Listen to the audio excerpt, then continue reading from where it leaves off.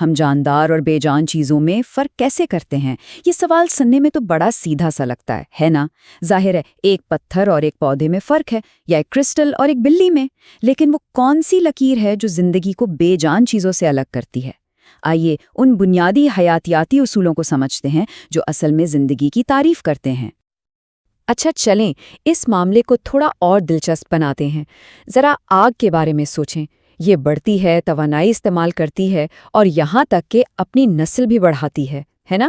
ایک چنگاری سے پھیل کر پورے جنگل کو لپیٹ میں لے لیتی ہے۔ بظاہر تو اس میں زندگی کی کئی خصوصیات ہیں، تو پھر سوال یہ ہے کہ کیا آگ زندہ ہے؟ یہ پہیلی ہمیں زندگی کی تعریف کو زیادہ گہرائی میں جا کر دیکھنے پر مجبور کرتی ہے۔ تو پھر اس الجھن کو سلجھایا کیسے جائے؟ اس کے لیے سائنسدانوں نے زندگی کے لیے ایک قسم کی چیک لسٹ یا اصولوں کا ایک سیٹ بنایا ہے۔ یہ کچھ ایسے بنیادی قاعدے ہیں جو ہر جاندار چیز پر لاگو ہوتے ہیں، چاہے وہ ایک چھوٹا سا بیکٹیریا ہو یا ایک بہت بڑی ویل۔ کسی بھی چیز کو زندہ کہلانے کے لیے ان تمام اصولوں پر پورا اترنا لازمی ہے۔ تو آخر زندگی کا یہ کوڈ ہے کیا؟ یہ 4 بنیادی ستونوں پر کھڑا ہے۔ پہلا ہے نشوونما، دوسرا میٹابولزم یعنی توانائی کا استعمال، تیسرا تولید یعنی نسل بڑھانا، اور چوتھا رد عمل یعنی اپنے ماحول کو محسوس کرنا اور جواب دینا۔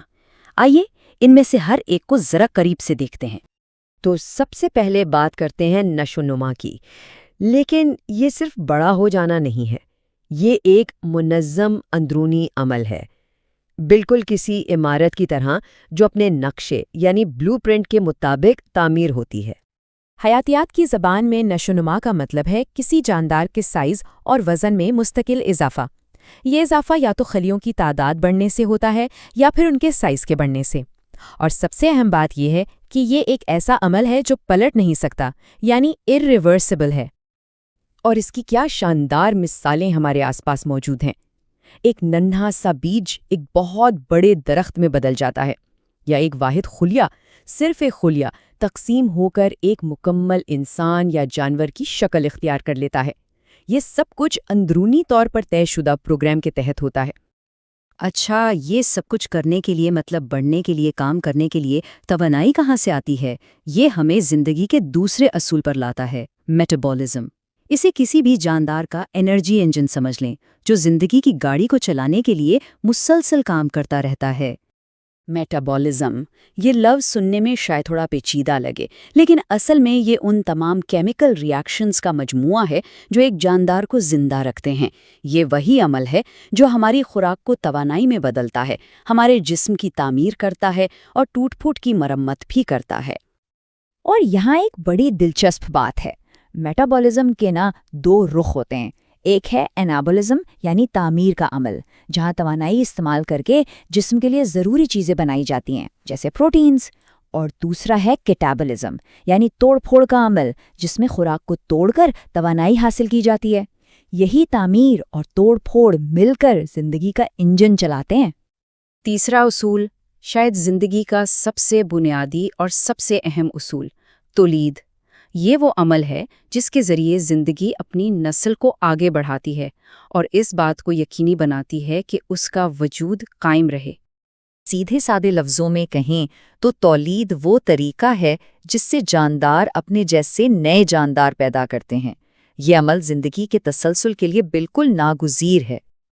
اور یہیں سے حیاتیات کا ایک بہت بڑا سچ سامنے آتا ہے کہ تمام زندگی پہلے سے موجود زندگی سے ہی پیدا ہوتی ہے۔ زندگی بے جان چیزوں سے خود بخود جنم نہیں لیتی۔ اور اب آتے ہیں ہمارے چوتھے اور آخری اصول پر، رد عمل۔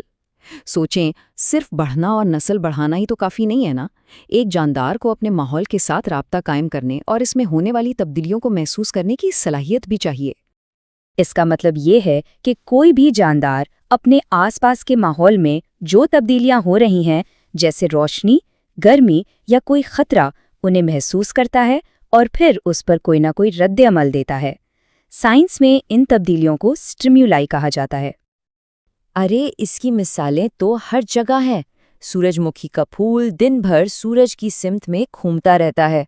ہرن شیر کو دیکھ کر بھاگتا ہے، اور جب ہمیں سردی لگتی ہے تو ہمارا جسم کانپ کر حرارت پیدا کرنے کی کوشش کرتا ہے۔ یہ سب رد عمل کی ہی مختلف شکلیں ہیں۔ تو چلیے اب واپس چلتے ہیں اپنی اسی شروع والی پہیلی پر، آگ زندہ کیوں نہیں ہے؟ اگر ہم اپنی چیک لسٹ دیکھیں تو ہاں، آگ نشوونما کرتی ہے اور ایک طرح سے تولید بھی کرتی ہے، لیکن اس میں کوئی منظم میٹابولزم نہیں ہوتا، اور نہ ہی وہ ماحول پر کوئی سوچا سمجھا رد عمل دکھاتی ہے۔ چونکہ وہ زندگی کے تمام 4 اصولوں پر پوری نہیں اترتی، اس لیے آگ زندہ نہیں ہے۔ اب جب کہ ہم نے اصول سمجھ لیے ہیں، کہانی میں ایک دلچسپ موڑ آتا ہے۔